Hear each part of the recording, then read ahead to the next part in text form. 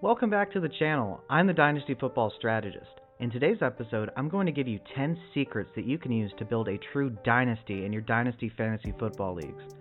Plus, at the end, I just might give you a bonus secret that's the most important of all of them. The secret of all secrets. The bonus secret is, with that being said, please remember to like, comment, share, and subscribe. Let's get into the video. Secret number 1. You need to have a mixture of vets and youth on your dynasty rosters. So, veterans are more likely to be at the top of their depth chart and already have an established role, and they're going to give you win now production, which is important if you'd like to win. Youth, however, provides you with a future, and your roster is less likely to bottom out immediately, so it's important to have a mixture of both so that you can continuously field a contending team. Secret number 2. Don't use all of your rookie picks on players in your rookie drafts. You want to mitigate your risk by sometimes trading for proven production. This way, you can try to field a contending team year after year, and you have much less of a risk of drafting a bust. Yes, it's fun to have a new toy that has sky-high potential, but sometimes it's just better to take the sure thing. Secret number 3. Buy low, sell high. What I mean by this is if a player on a different team didn't perform well, whether it be due to situation, injury, whatever the case, but you believe that they're going to exceed expectations next year, buy low. The market for them might not be quite as high as it was previously.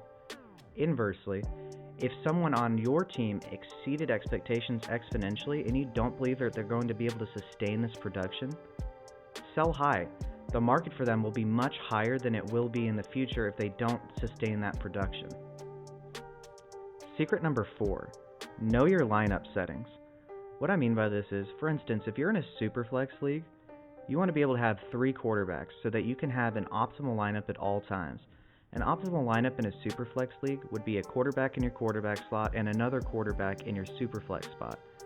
They score the most points on average between all the positions, so it's optimal to start with 2 quarterbacks. Another example of this might be in a 2 tight end or a tight end premium league in which it's 0.75 or 1 full point extra per tight end reception. Having an elite tight end in that kind of format is important. The reason for this is the disparity between the elite and the mid and lower tier guys is exponentially increased in these formats.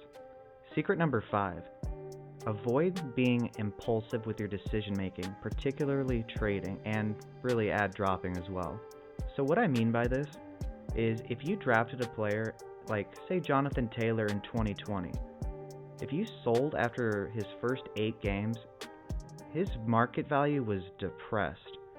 You really didn't get the value that you could have gotten if you had waited, say, towards the end of the year or especially after his second year. Another example of this would be Devontae Adams. Boy, I hope he didn't sell after his rookie year. You really missed out on a great career. Sometimes it's really important to just sit back and wait if you're not going to get the value that you deserve for a player. Secret number 6. Know the strengths and weaknesses of your roster. What I mean by this is, let's say you're in a Superflex league, right? You want to make sure that you have 3 starting quarterbacks. That way you can always field an optimal lineup. You don't want to have to be starting tight ends or wide receivers in your Superflex spot. They just don't generally score quite as many points, and so it's not going to be optimal for you, and you might lose more weeks because of this. Secret number 7.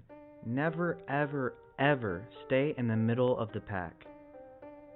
If you're in the middle of the pack in your league, you're never going to win money, but you're also not going to be bad enough to drastically get better. It's a revolving door of mediocrity that you want no part of in any circumstance. This can be remedied by making yourself a contender by trading, or by doing a quick rebuild. It's best to always be a contender over and over again, but it's not always possible. But settling for mediocrity is never the option here. Secret number 8. Always make sure that you're gaining value in trades. Now, hindsight is 20/20. But you should never go into a trade thinking that you're losing value.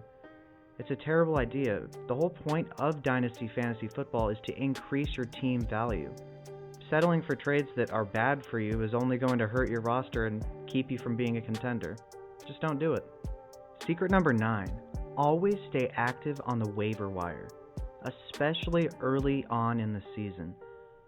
You don't want to miss out on the next James Robinson, Puka Nacua, just because you weren't really paying attention. It's free money. It can actually be free money if you win your championship because you pick up one of these players. There's going to be league winners here and there, and there's not always going to be a Puka Nacua, but you're definitely not going to get one if you don't pay attention. It's the easiest way to stack value for your teams. Secret number 10. Stay tapped into NFL news. NFL news can lower or increase a player's value, and if you're the first one to know, sometimes you can get a deal done that you might not be able to get done if the other person knows this news. Use this to your advantage and always be paying attention.